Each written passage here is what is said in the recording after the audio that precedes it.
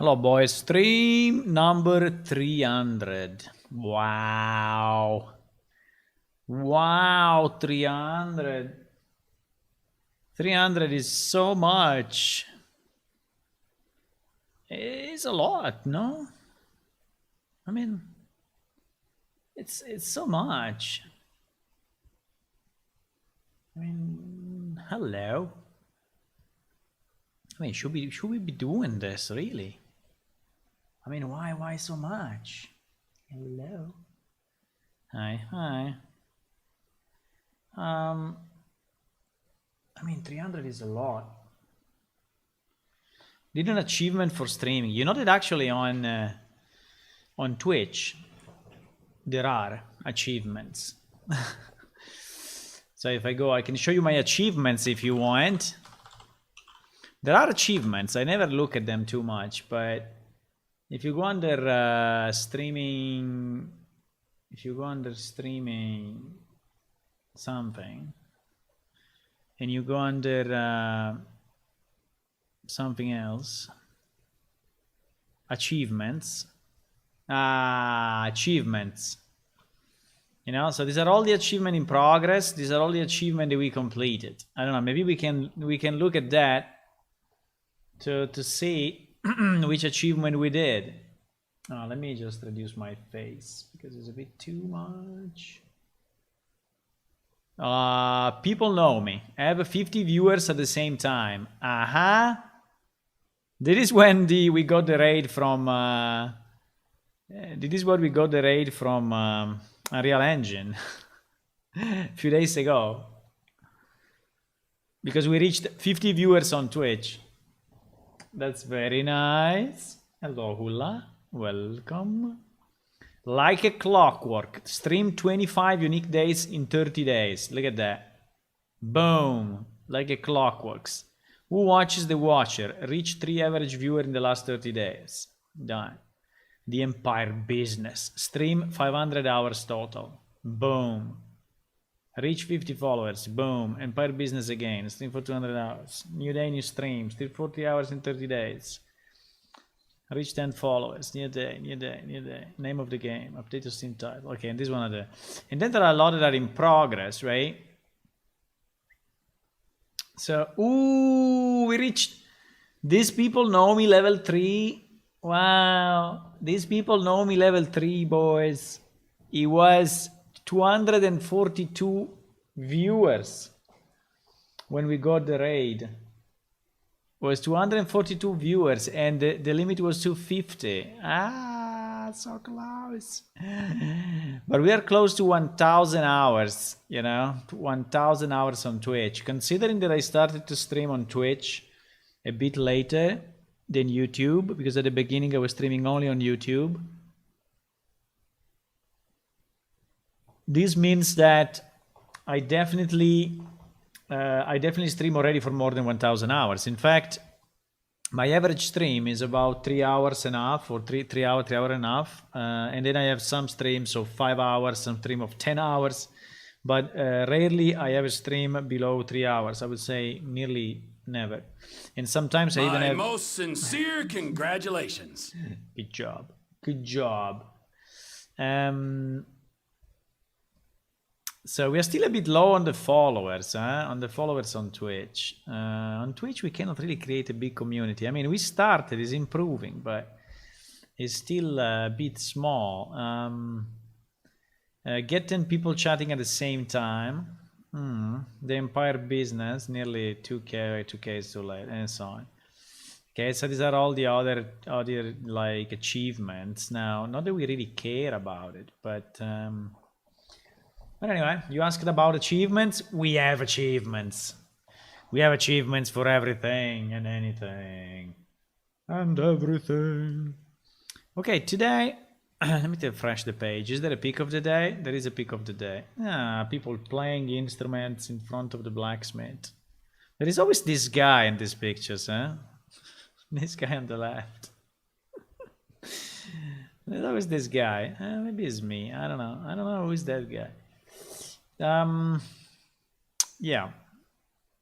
So what we're gonna do today? Well, today I want to continue with the combat improvements. Well, I want to start, I would say, with the combat improvement because we didn't really start. And to do that, I wanted to analyze a bit what the marketplace. Whoop! Sorry, I was yawning. What the marketplace has to offer. In particular, I found. Something that is called dynamic combat system. Yes, dynamic combat system magic. Now the fact that it's magic doesn't care, we don't care too much, but is an asset in the marketplace that allows you to create a combat system for magic, and it's based on another one that is for melee and for other things. So I just wanted to understand a bit, you know, the way they do it. I mean, if it's a very simple system or if it's a smart system, I don't know what is it. So I want to watch it and understand if we can learn something from it. And if we can learn something from it, maybe we can apply it to plane shift or not. I don't know.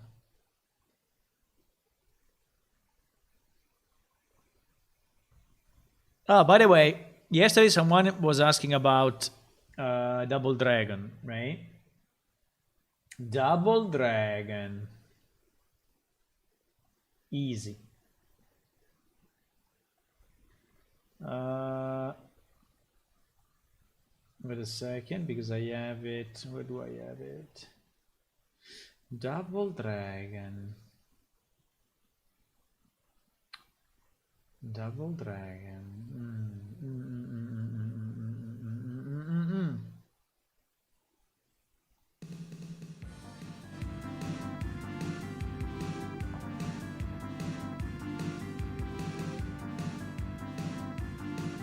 Is this one?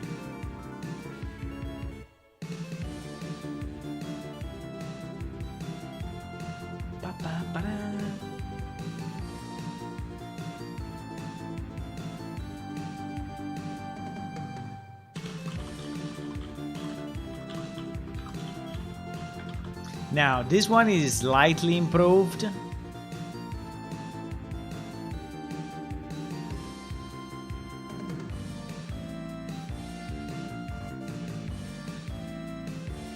The one that you are listening is slightly improved, but is exactly the original one.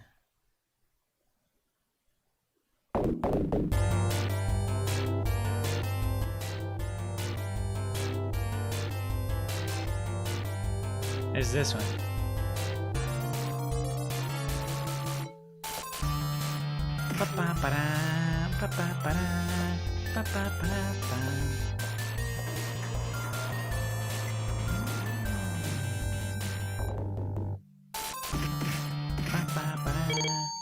It's exactly this one. So I found it, and now is in the shuffle. So we may get it. We may get it one day. We may get it one day. I mean, in the shuffle. Okay, so let's see what this dynamic combat system magic is doing, right?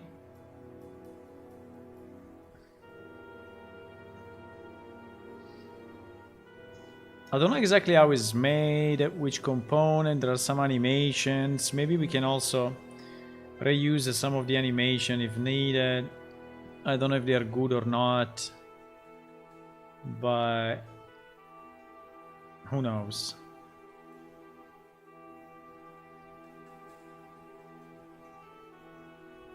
Magic module. Magic module animations. Yes, there are some magic animations. But we can just play the demo, I think, and see what it does. Okay, this one is doing nothing. There is the draw spell. Not really fancy. Boom, boom. This one maybe is a bit too quick. Maybe it's a bit too quick, but you know, he's doing, yeah, from the beginning, he's doing a kind of a fireball like this. Okay, so let's play the thing and see what it does. So it is my character. There is a pickup actor. E to pillage. Well, pillage seems a bit too much, but okay. So he also has an inventory system then, because it seems that here he has some pre-existing items. So we are getting items. We are getting a magic wand. We are getting some spells like vortex trap, teleport, lightning beam, instant heal. Wow, so many. Okay, million spells. So now I think there is an opponent there.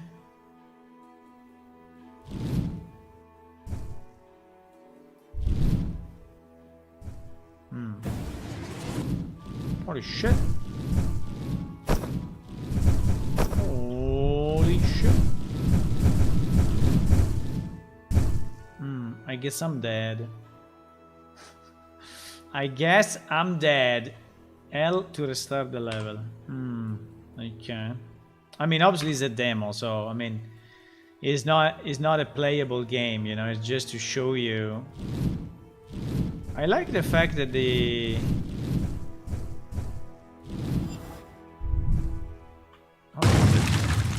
holy shit. I think. Okay. They are pretty strong, I would say. They are fairly strong. Can I change my spell? Holy. Yeah, the problem is that there is no targeting mechanism.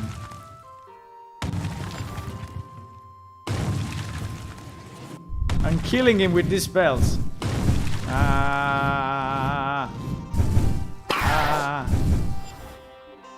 I killed the beast, but I died. I don't know. Is this something that we need? I like the second spell, the one that is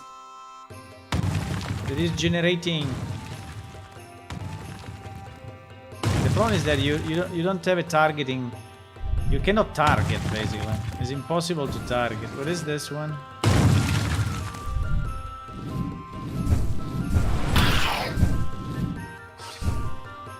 I mean, you die instantly. You died instantly in this game. What is the third one? I don't understand.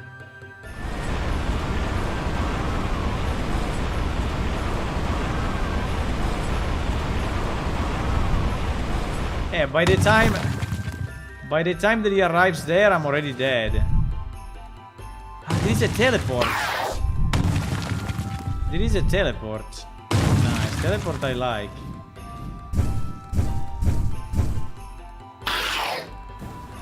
I think there is a healing. Yes, there is a healing. Well, this animation is not too bad. Go away! I'm testing the spells. What happened? Yeah, the last one, the number 5 is the healing. So you can actually heal yourself like this. Oh, looking at the sky!